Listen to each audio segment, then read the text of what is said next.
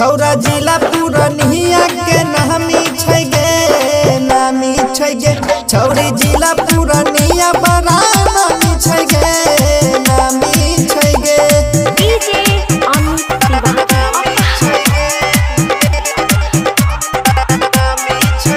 छौरा जिला पूर्णिया नामी छै गे नामी छै गे अंगिका रिकॉर्डिंग स्टूडियो रुपौली पूर्णिया बिहार। यही तू नाच छौरी चल जइहे नाच के छौरा यही रान से तू रही है गे बात के यही तू नाच छौरी चल जइहे नाच के छौरा बबुआन से तू रही है गे बात के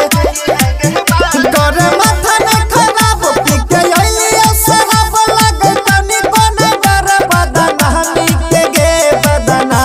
के गे छौरी जिला पूर्णिया बड़ा नामी छै गे छौरा जिला पूर्णिया के नामी छै गे डीजे अमित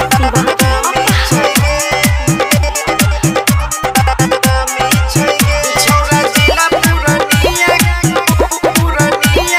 नामी छै गे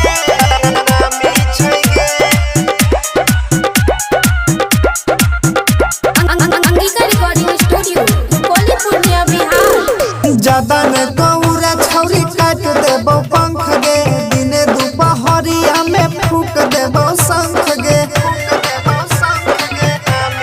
हे छौरी ज्यादा ने कौरा छौरी काट देबो पंख गे दिने दुपहरिया में फूक देबो शंख गे